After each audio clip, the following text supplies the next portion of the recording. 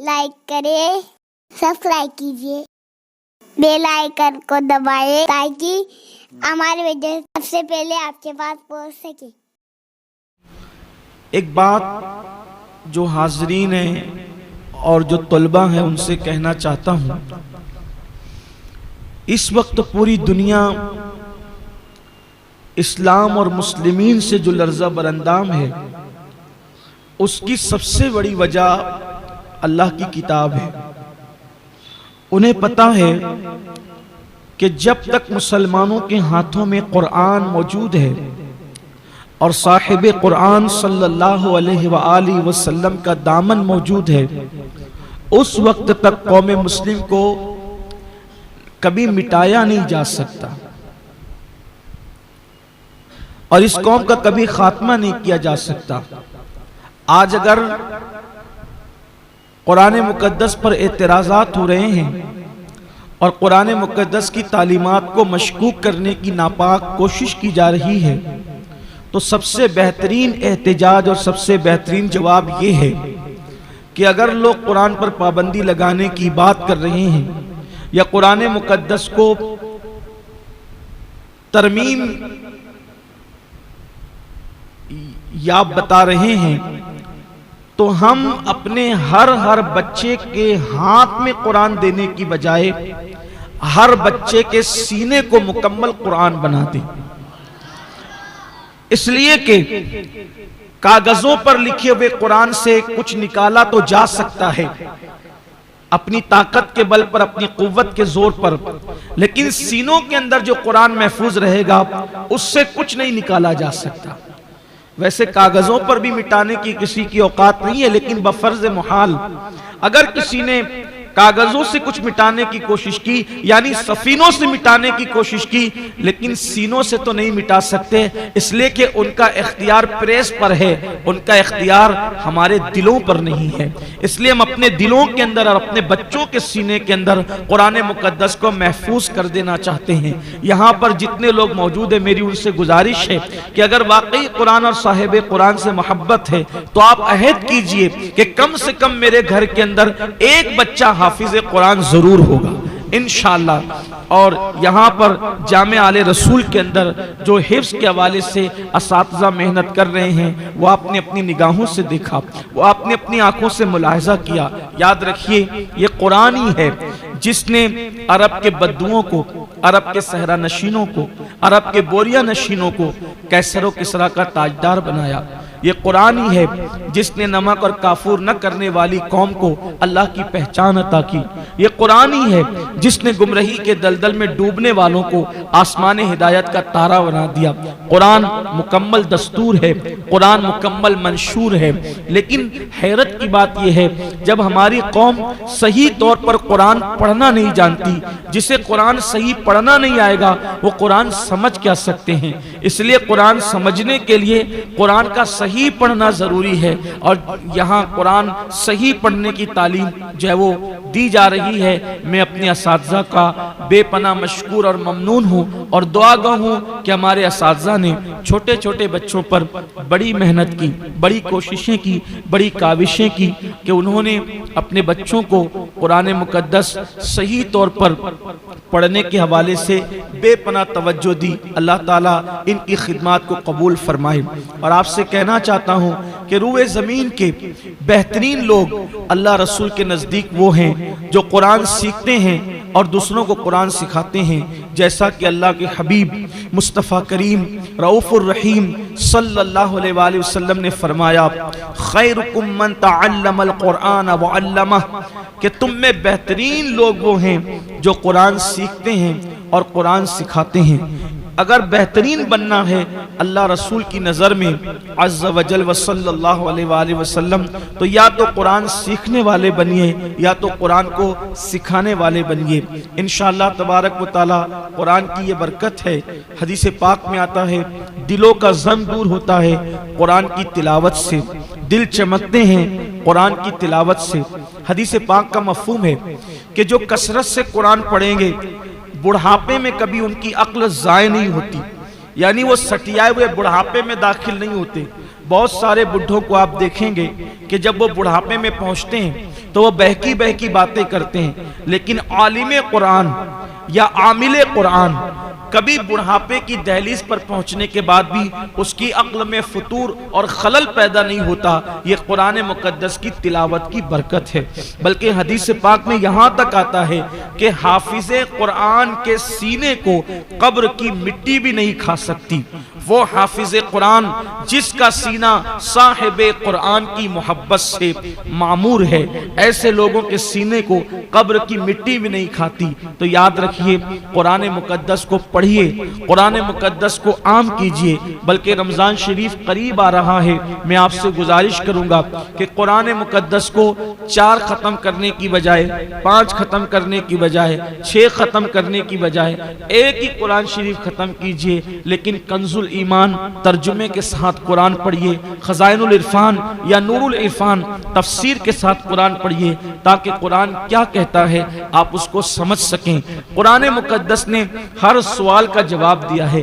देखिए कुरान में कितनी खूबसूरती है, कुरान मुकद्दस बयान करता जाता है। अभी हमने जो सूरतें सुनी है, उस सूरतों के अंदर कभी अल्लाह ने शफक के जमाल की कसम याद फरमाई, कभी उफक की सुर्खियों की कसम याद फरमाई, कभी रातों की सियाही की कसम याद फरमाई, कभी दिन के उजाले की कसम याद फरमाई, कभी जन्नत की नहरों का तस्करा किया, कभी फलों का जिक्र किया, कभी फूलों का जिक्र किया, कभी जमीन को चीर कर जो दाना कौपल बनता है और पौधा बनता है उसका खूबसूरत जिक्र फरमाया।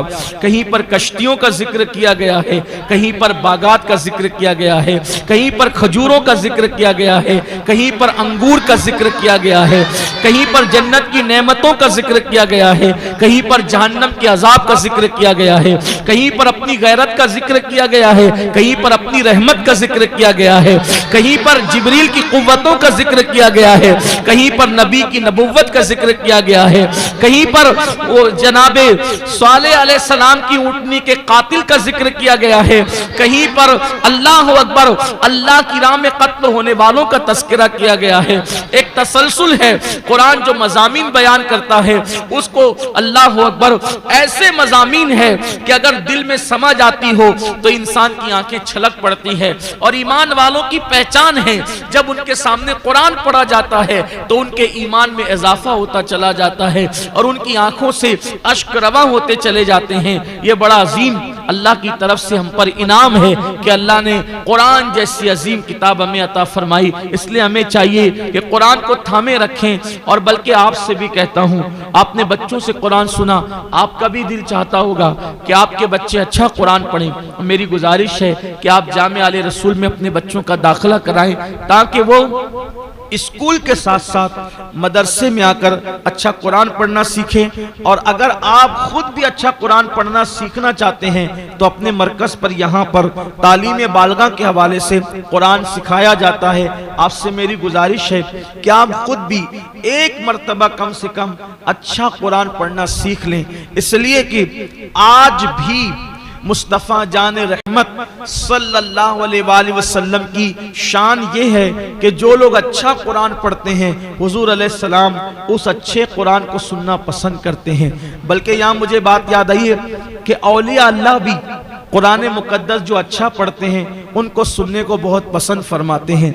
हम लोग मज़ारात औलिया पे जाते हैं और बहुत सारे विर्द वज़ाइफ करते हैं, लेकिन मैं कहता हूँ सारे विर्द वज़ाइफ अपनी जगह, अगर हम वहाँ जाके कुरान की तिलावत करें उसकी अपनी बरकत ही कुछ और है। देखो कुरान की बरकत, जो कुरान में बरकत है वो किसी और वजीफे में नहीं है।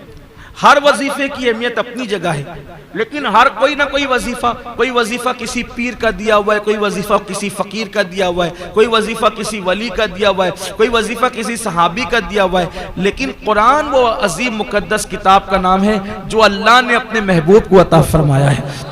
इससे बड़ी बात क्या है? कुरान की बड़ी अजमतें हैं। यहाँ पर एक छोटा सा वाकया मैं आपके सामने पेश करता हूँ कि कुरान आप जहाँ पढ़ेंगे वहाँ पर रहमत व नूर की बरसात होगी। बयान किया जाता है कि एक हाफिज़े कुरान, एक अच्छा कुरान पढ़ने वाला सरकार गरीब नवाज के आस्थाने पर गया। और आस्थाने पर जाने के बाद अब जाहिर सी बात है वो हाफिज था, वो कारी था, अच्छा पढ़ने वाला था, तो सरकार में बैठकर वो कुरान की तिलावत करता था। उसकी एक मुराद थी, बहुत बड़ी मुराद वो लेकर गया था।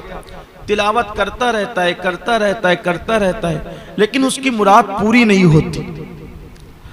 फिर वो देखता है एक मंजर कि एक नचनिया और फाहिशा औरत आती है और आने के बाद गरीब नवाज की बारगाह में वो अपनी अर्जी पेश करती है और उसकी आंखों के सामने वहीं फौरन उसकी मुराद पूरी हो जाती है। तो यह हाफिज कुरान गुस्से में आ जाता है। अच्छा कुरान पढ़ने वाला तालिए कुरान गुस्से में आ जाता है, कुरान बंद करता है, ताक में रखता है और अपने दोनों हाथ गरीब नवाज की चौखट पे मारता है और मार करके कहता है, ख्वाजा तेरे यहाँ इंसाफ नहीं है। कई दिनों से बैठा मैं मांग रहा था, तिलावत कर रहा था, लेकिन मेरी मुराद पूरी नहीं हुई और ये नचनिया फाहिशा आई, एक जुमले में इसने बात कही और इसकी मुराद पूरी हो गई। अब मैं जा रहा हूं। जैसे ही वो जाने लगा तो क्या देखा, एक खूबसूरत बुजुर्ग, बड़ी बड़ी आंखें, गोल सा खूबसूरत नूरानी चेहरा और पूरे वकार और तमकनत के साथ सामने से चले आ रहे हैं। और आने के बाद कहते हैं, हाफिज साहब कहां जा रहे हो, जा कहां रहे हो? उस हाफिज ने कहा, घर जा रहे हैं। और कहां जाएंगे? इसलिए कि इस चौखट पर इंसाफ नहीं है। कई दिनों से बैठकर मांग रहा था, मिला नहीं। एक नचनिया को एक बात में दे दिया। आने वाले बुजुर्ग ने कहा, हाफिज जी जाओ, आपकी मुराद भी पूरी हो गई, आपकी तमन्ना भी पूरी हो गई, जो मुराद लेकर आए थे पूरी हो गई।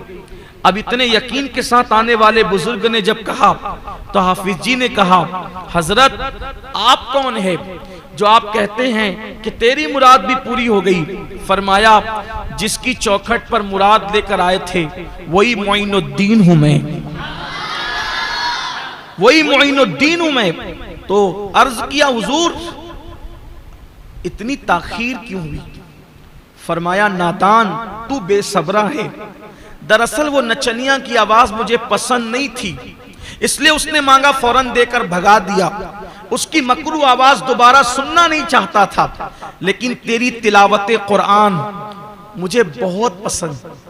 तू बहुत अच्छा कुरान पढ़ता है, तू कुरान बहुत अच्छा पढ़ता है, इसलिए देने में देर कर रहा था कि जितनी देर होगी उतने दिन तू मेरी चौखट पे रुकेगा और मुझे कुरान सुनाता जाएगा, इसलिए मैं यहां तुझे देर कर रहा था, लेकिन तू बेसब्रा था।